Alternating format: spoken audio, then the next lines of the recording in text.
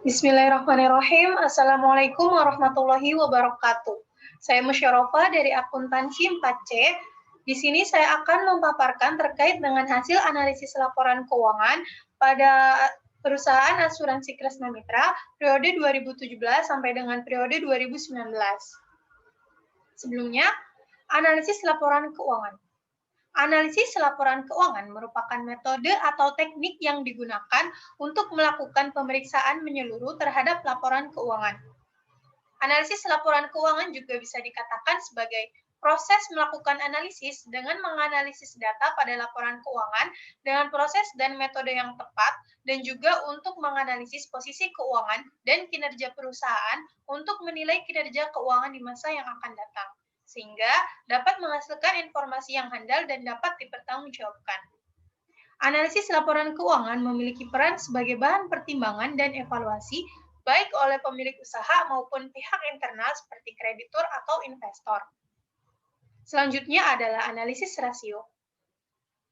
Analisis rasio merupakan bentuk analisis untuk mengukur kinerja perusahaan berdasarkan data perbandingan yang ditulis dalam laporan keuangan seperti laporan neraca, laba rugi, dan arus kas dalam satu periode tertentu. Oleh karena itu, analisis rasio keuangan juga biasa disebut dengan analisis laporan keuangan. Sehingga analisis rasio keuangan pada perusahaan tidak hanya diajukan kepada pihak manajemen, namun juga untuk investor. Oleh karena itu, analisis rasio keuangan menjadi bahan penilaian atau alat ukur untuk mengukur seberapa sehat atau tidaknya perusahaan tersebut pantas mendapatkan suntikan investasi. Di dalam analisis rasio terdapat rasio likuiditas, rasio leverage, rasio aktivitas, dan rasio profitabilitas. Yang pertama adalah rasio likuiditas, yaitu rasio yang menginterpretasikan kemampuan perusahaan dalam memenuhi kewajiban finansialnya yang berjangka pendek dan membantu perusahaan dan dalam manajemen modal kerjanya. Jika angka rasio lancar suatu perusahaan lebih dari 1, maka perusahaan tersebut mempunyai kemampuan yang baik dalam melunasi kewajibannya, karena perbandingan aktifanya lebih besar dibandingkan kewajiban yang dimiliki. Namun, jika rasio lancar yang dimiliki perusahaan nilainya di bawah 1, maka kemampuannya dalam melunasi utang masih dipertanyakan. Selain itu, jika rasio lancar suatu perusahaan nilainya lebih dari 3, bukan berarti perusahaan tersebut dalam keadaan keuangan yang baik. Bisa jadi perusahaan tersebut tidak mengalokasikan aktiva lancarnya secara optimal, tidak memanfaatkan aktiva lancarnya secara efisien, dan tidak mengelola modalnya dengan baik. Di sini dapat kita lihat bahwa pada rasio likuiditas di dalamnya ada current ratio, yang mana hasilnya itu didapat dari perhitungan total aktiva lancar dibagi dengan hutang lancar. Ada aset test ratio, yang mana didapat dari aktiva lancar dikurangi persediaan dibagi hutang lancar. Ada cash ratio, yang mana hasilnya itu didapat dari perhitungan kas ditambah surat berharga dibagi hutang lancar. Ada working capital to total asset ratio, yang mana perhitungannya didapat dari aktiva lancar dikurangi utang lancar dibagi total aktiva. Yang kedua ada rasio leverage. Rasio leverage adalah rasio keuangan yang menunjukkan tingkat utang yang telah dikeluarkan oleh suatu badan usaha. Di dalam rasio leverage, terdapat total debt to total asset ratio, yang mana hasilnya didapat dari total hutang dibagi total aktiva. Ada total debt to total equity ratio, yang mana hasilnya didapat dari perhitungan total hutang dibagi ekuitas. Ada long term debt to total equity ratio, yang mana hasilnya didapat dari hutang jangka panjang dibagi modal sendiri. Ada time interest earned ratio, yang mana hasilnya didapat dari perhitungan EBIT dibagi bunga hutang jangka panjang. Yang ketiga ada rasio aktivitas. Rasio aktivitas adalah rasio yang digunakan untuk menilai efisiensi atau efektivitas perusahaan dalam pemanfaatan sumber daya atau aktiva yang dimiliki oleh perusahaan. Di dalam rasio aktivitas terdapat total asset turnover, yaitu hasilnya didapat dari perhitungan penjualan dibagi total aktiva. Ada receivable turnover, yang mana hasilnya didapat dari perhitungan penjualan dibagi piutang. Ada average collection inventory, yang mana hasilnya didapat dari piutang dibagi penjualan dikali 360. Ada inventory turnover, yang mana hasilnya didapat dari perhitungan harga pokok persediaan dibagi persediaan. Ada average days inventory, yang mana hasilnya didapat dari persediaan dikali 360 dibagi harga pokok persediaan. Ada working capital turnover, yang mana hasilnya didapat dari penjualan bersih dibagi aktiva lancar dikurangi hutang lancar. Yang terakhir ada rasio profitabilitas. Rasio profitabilitas adalah metrik yang digunakan oleh analis dan investor untuk mengukur dan mengevaluasi kemampuan perusahaan dalam memperoleh laba. Di dalam rasio profitabilitas terdapat gross profit margin atau GPM, yang nilainya didapat dari perhitungan laba kotor dibagi penjualan. Ada profit margin, yang nilainya didapat dari perhitungan EBIT dibagi penjualan dikali 100%. Ada net profit margin, yang mana nilainya itu didapat dari perhitungan R dibagi penjualan dikali 100%. Ada operating income ratio, yang mana hasilnya didapat dari perhitungan penjualan dikurangi HPP dikurangi biaya dibagi penjualan. Ada return of asset, yang mana hasilnya didapat dari EBIT dibagi total aktiva dikali 100%. Ada return of equity, yang mana hasilnya didapat dari EAT dibagi modal sendiri dikali 100%. Ada return of investment, yang mana hasilnya didapat dari perhitungan EAT dibagi total aktiva dikalikan dengan 100%. Selanjutnya ada analisis common size. Analisis common size adalah analisis yang dilakukan pada laporan keuangan perusahaan selama setahun atau dalam satu periode tertentu pada neraca dan laporan laba rugi. Dan laporan keuangan distandarkan dengan menggunakan ukuran pembagi tertentu. Di dalam analisis common size untuk neraca sendiri, ukuran pembaginya yaitu total aktiva. Sedangkan di dalam analisis common size laporan laba rugi, yang menjadi ukuran pembaginya yaitu total pendapatan. Atau analisis common size juga dapat diartikan sebagai analisis yang analisis dengan menghitung persentase unsur-unsur dalam neraca ke total aset dan unsur-unsur dalam laba rugi ke total pendapatan. Dapat dilihat di sini bahwa analisis common size pada pos kas dan bank yakni sebesar 1,07%, yang mana hasil ini didapat dari perhitungan nilai dari kas dan bank itu sendiri senilai 6 juta dibagikan dengan total aktiva atau jumlah aset sebesar 559.080.000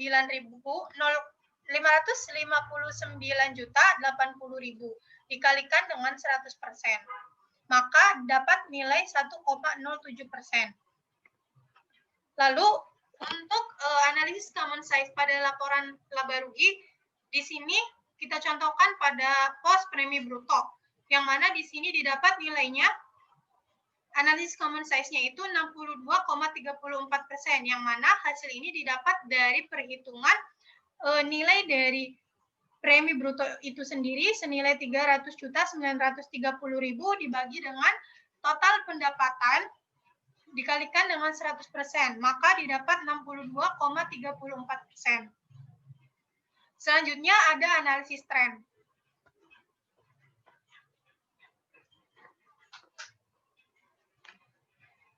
Analisis tren merupakan suatu metode analisis yang ditujukan untuk melakukan suatu estimasi atau peramalan pada masa yang akan datang. Untuk melakukan peramalan dengan baik, maka dibutuhkan berbagai macam informasi atau data yang cukup banyak dan diamati dalam periode waktu yang relatif cukup panjang. Sehingga dari hasil analisis tersebut dapat diketahui sampai berapa besar fluktuasi yang terjadi dan faktor-faktor apa saja yang mempengaruhi terhadap perubahan keuangan tersebut. Atau analisis tren juga dapat diartikan sebagai analisis untuk mengetahui perkembangan naik dan turunnya komponen dalam laporan keuangan dan juga untuk mengetahui dan meramalkan kondisi di masa yang akan datang. Di sini dapat dilihat pada analisis tren neraca. Pada tren neraca di sini, pada tahun 2015, 2017, 2018, dan 2019 mengalami kenaikan dan penurunan secara signifikan. Tetapi pada tahun 2016, pada liabilitas jangka pendek mengalami kenaikan yang cukup signifikan, yakni dari 30% naik hingga 95%. Kemudian, di sini ada analisis tren pada laporan laba rugi. Di sini menunjukkan bahwa pada tahun 2016, laba usaha yang dimiliki oleh perusahaan Kresna Mitra mengalami kenaikan yang cukup drastis dari angka 15% mencapai angka 90%.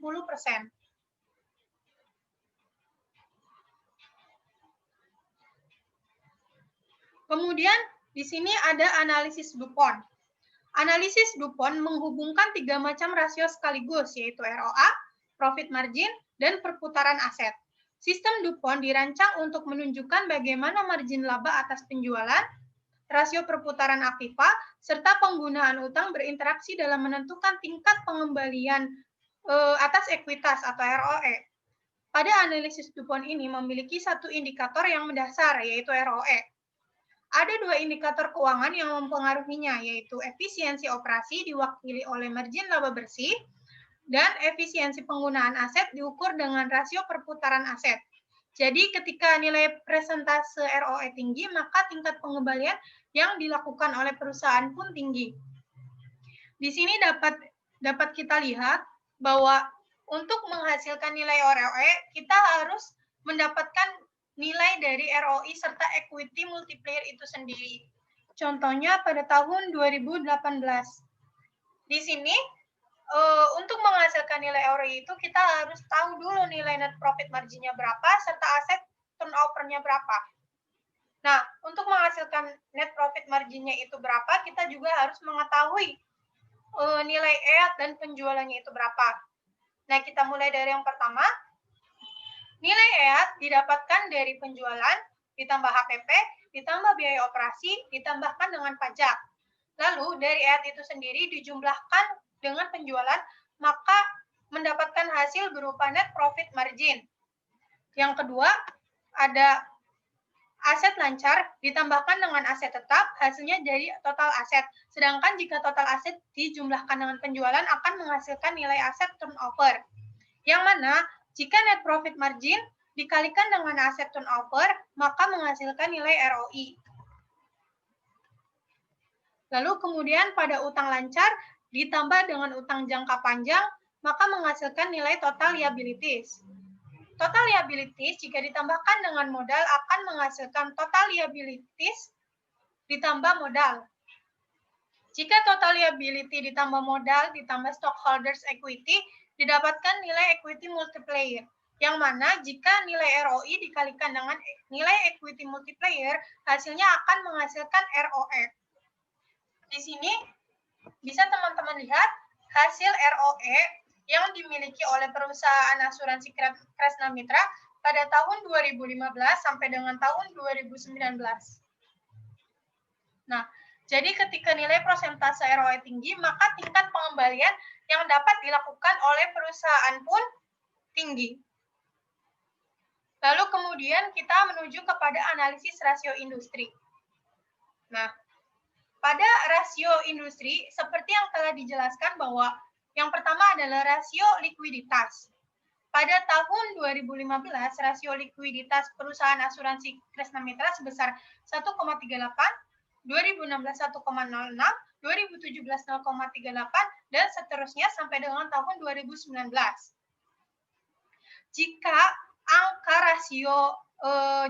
rasio likuiditas yang dimiliki oleh perusahaan itu lebih dari 1, maka artinya perusahaan itu memiliki kemampuan pengelolaan yang baik dalam melunasi kewajibannya.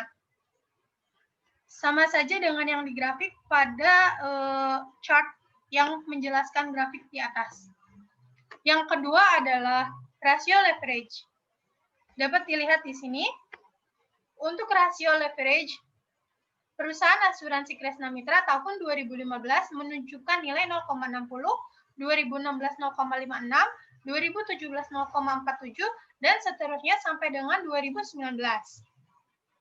Semakin besar nilai rasio leverage, artinya semakin baik kemampuan perusahaan dalam memenuhi kewajiban jangka pendek dan jangka panjangnya. Selanjutnya ada rasio aktivitas.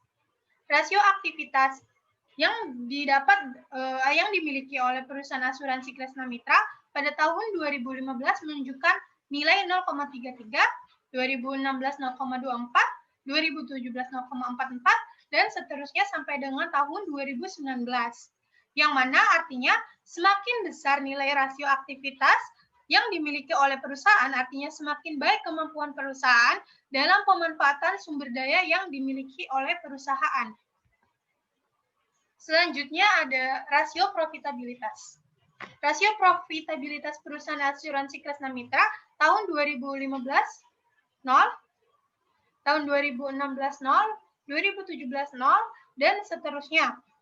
Sedangkan pada return of equity-nya, perusahaan asuransi Kresna Mitra pada tahun 2015 0, 2016 23,00, 2017 17,25, dan seterusnya sampai dengan 2019. Semakin besar nilai rasio profitabilitas, maka semakin besar nilai rasio profitabilitas yang dimiliki oleh perusahaan, maka semakin baik kemampuan perusahaan dalam memperoleh labanya. Selanjutnya ada analisis cross-section. Analisis cross-section adalah perbandingan data keuangan suatu perusahaan dengan perusahaan atau industri yang sejenis. Menghitung nilai tunggal sebagai pembanding, ada beberapa alternatif. Yang pertama menggunakan nilai rata-rata tertimbang, menggunakan nilai rata-rata aritmetika, nilai rata-rata tertimbang, nilai median, dan juga dengan nilai modus. Analisis cross-section bermanfaat untuk melihat capaian atau prestasi perusahaan terhadap industri dan menentukan bonus bagi manajemen perusahaan.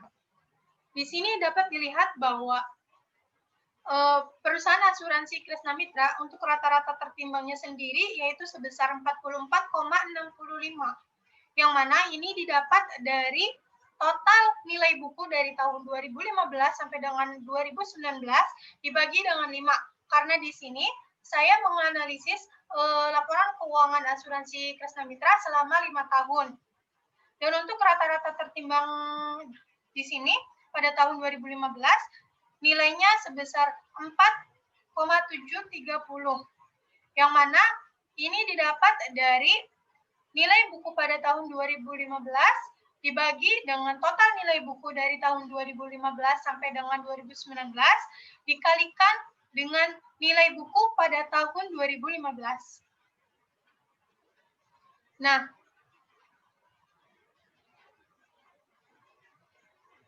terus yang ketiga ada median. Yang mana median ini didapat dari median dari tahun 2015 dibagi dengan median 2019.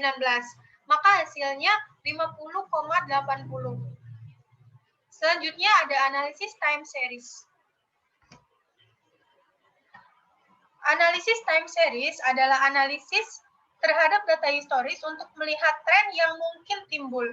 Analisis data dengan perbandingan data keuangan dengan data keuangan sebelumnya. Di sini dapat dilihat bahwa ROA perbandingan antara perusahaan asuransi Kresna Mitra dengan perusahaan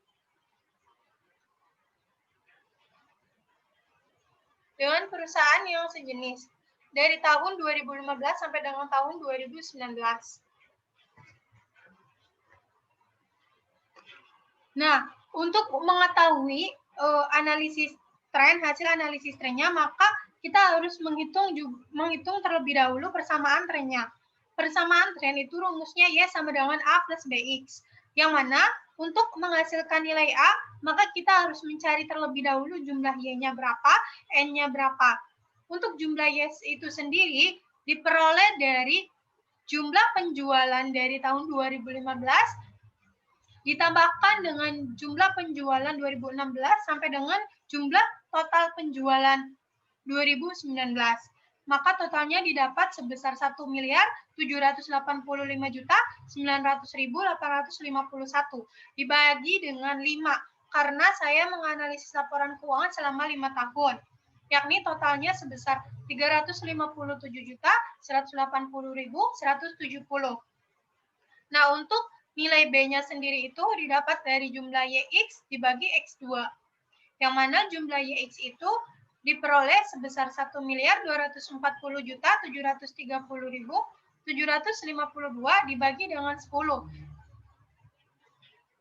Nah, 10 di sini jumlah dari total X2, yakni menghasilkan jumlah 124.073.075. Kemudian persamaan trennya didapat segini. Dan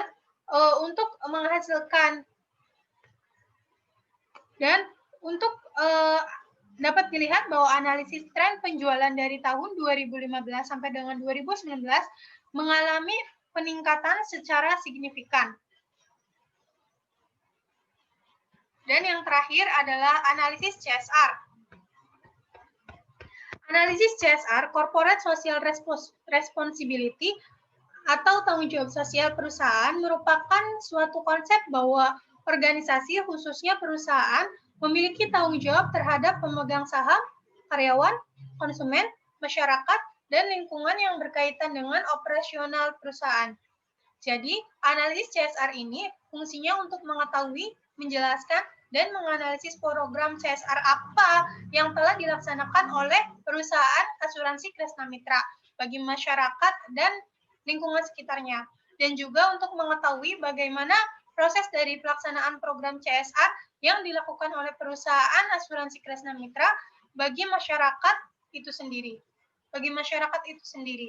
Di mana dalam pengungkapan CSR itu di sini dapat dinilai dari 6 aspek. Yang pertama ada indikator dari 6 indikator. Yang pertama ada indikator kinerja ekonomi. Yang kedua ada kinerja lingkungan. Yang ketiga ada kinerja sosial. Yang keempat ada hak asasi manusia. Yang kelima ada kinerja masyarakat. Dan yang keenam ada tanggung jawab terhadap produk. Di sini dapat teman-teman lihat bahwa dari tahun 2015 sampai 2019 di situ terdapat kolom yang bernilai 1, 0, 1, 0, 0, 1, 2, 3. Nah, itu adalah itu mengartikan bahwa jika di situ tertera nilai 0 berarti perusahaan asuransi Kresna Mitra tidak mengungkapkan CSR-nya. Jika nilainya itu 1 berarti perusahaan asuransi Kresna Mitra mengungkapkan CSR tetapi hanya berupa deskripsinya saja. Jika di situ terteranya 2, maka perusahaan asuransi Kresna Mitra melakukan pengungkapan CSR berupa deskripsi disertai dengan tabel.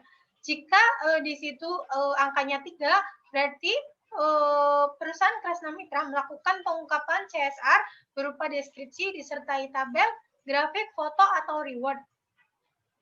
Nah, lalu dari semuanya kita totalkan menjadi total pengungkapan CSR.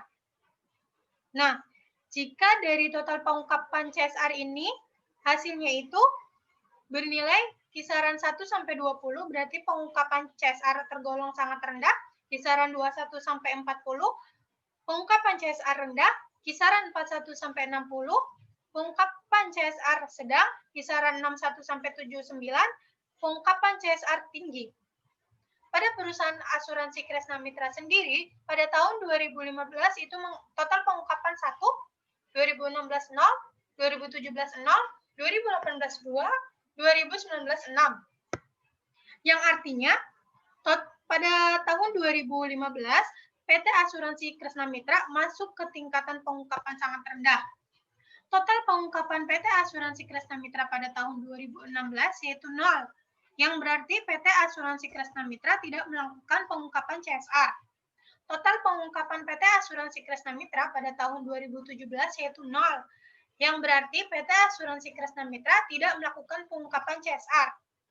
Total pengungkapan PT Asuransi Kresna Mitra pada tahun 2018 yaitu 2, yang berarti PT Asuransi Kresna Mitra sudah sesuai dengan standar pengungkapan karena masuk ke tingkatan pengungkapan sangat rendah.